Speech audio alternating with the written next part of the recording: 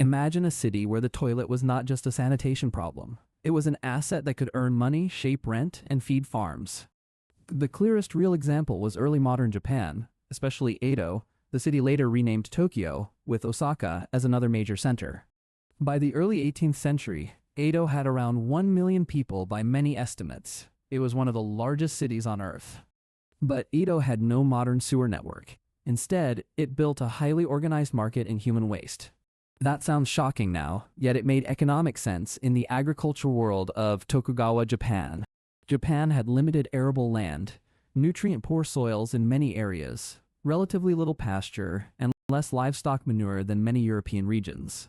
Cattle and horses existed, but not in numbers large enough to supply all the fertilizer farmers needed. So farmers relied heavily on human waste, called night soil in English, and linked in Japanese use to the idea of shimogo, fertilizer from the human body. That wording matters because it shows the basic idea. Urban sewage was not merely filth to remove, it was a nutrient stream. This changed sanitation economics completely. In many Western cities, people paid to remove waste or dumped it into streets, pits, rivers, or open drains. In Edo and Osaka, by contrast, waste had positive market value. The more densely populated the city, the more fertilizer it produced. That created a circular economy. City residents produced waste, merchants collected it, farmers bought it, and crops flowed back into the city. This was not informal scavenging. It was commercial, contractual, and regulated. Farmers close to cities might collect directly, while others used intermediaries to manage rights, collection, and transport. In Edo, annual contracts called tsuksubo could give a farmer the right to collect a household's output for a set period. Payment could come in rice, vegetables, straw, or later silver. That shows how formal the system became. Waste rights were real economic rights, not a side detail nobody cared about. Contracts turned excrement into a managed resource. Landlords often controlled those rights in tenements, which gave them an unusual source of profit. In many crowded buildings, the landlord, not the tenant, could sell the right to collect the building's excrement. Historical accounts say rent could change with occupancy because more tenants meant more bodies and more fertilizer income. Some later descriptions even claimed that enough tenants in poor housing could generate waste value large enough to cover a serious share of rent. That sounds absurd from a modern city viewpoint, but it made sense in a nutrient-poor agrarian economy. Even the quality of waste mattered. Waste from wealthier households could sell for more because diet was believed to affect fertilizer value. A richer household eating better food was thought to produce better manure for fields. Even bodily output had a market grade.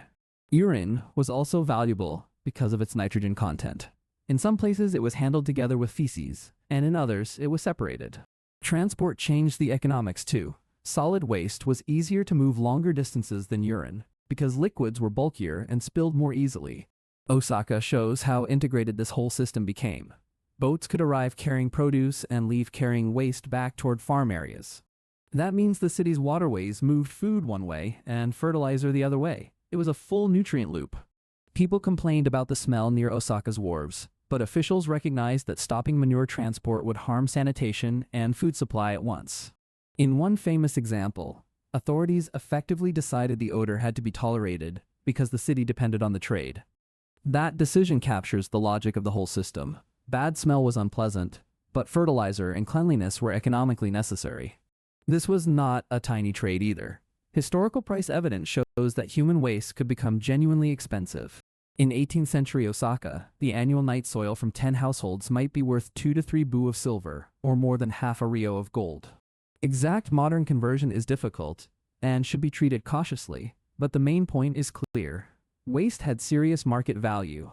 It was valuable enough to buy, sell, measure, negotiate, dispute, and steal. And yes, theft really happened. Historical records describe lawsuits, conflicts, and what modern writers jokingly call poop wars. In 1724, villages around Osaka reportedly clashed over collection rights. The joke name is modern, but the conflict was real. Waste theft mattered because stolen manure could reduce crop yields and threaten a village's livelihood. That same market created a big public benefit.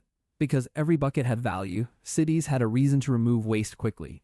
Waste that earns money is less likely to sit rotting in streets, latrines, and waterways. Several foreign observers commented on the relative cleanliness of Japanese urban environments compared with many contemporary European cities. Scholars of pre-industrial sanitation say this positive valuation of excreta was one of the biggest contrasts between Japan and the urban West. In places where waste is useful, people move it. In places where waste is only a burden, it often lingers.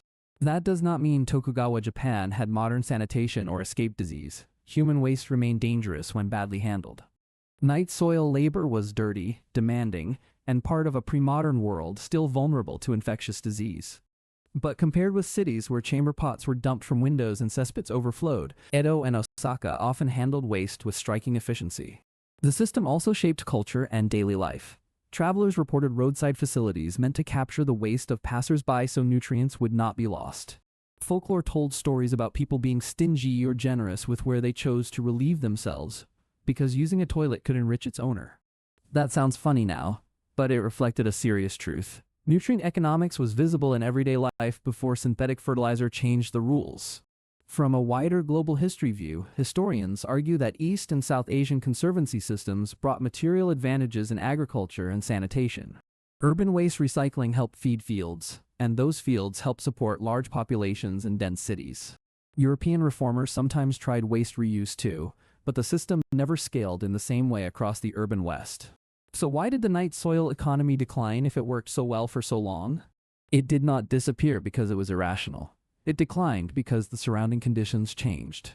As Tokyo expanded, farmland moved farther from urban collection points. Distance made transport more costly and less efficient.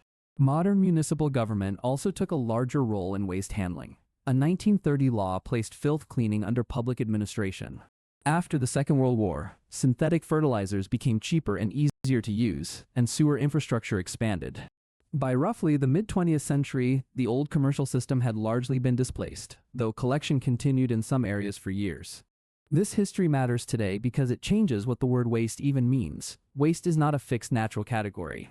A substance treated as disgusting and burdensome in one society can be treated as valuable in another society with different ecology and economics. The story also highlights urban metabolism, the idea that cities and countryside exchange nutrients, labor, goods, and energy all the time. Modern cities often spend huge resources moving nutrients out of human waste, then manufacture fertilizer separately and move nutrients back onto fields.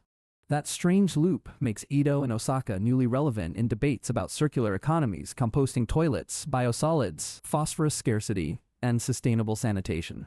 Still, romanticizing the old system would be a mistake. Night soil work was dirty, labor-intensive, and part of a pre-modern social order. Modern sanitation has reduced many lethal diseases, and that achievement should not be dismissed. But calling the older system primitive would also miss the point. Edo and Osaka built a sophisticated market that linked waste, farming, and urban cleanliness. Landlords profited, farmers depended on supply, merchants handled transport, and officials regulated the trade because food systems depended on it. So the city that got rich selling human waste was not running a strange side hustle. It was managing nutrients with serious economic logic. That is why the story feels disgusting at first and brilliant a minute later. It solved sanitation, fertilizer supply, and urban growth at the same time. If you want another trade story where a small thing became surprisingly valuable, watch the next script on the West African seed once prized like treasure.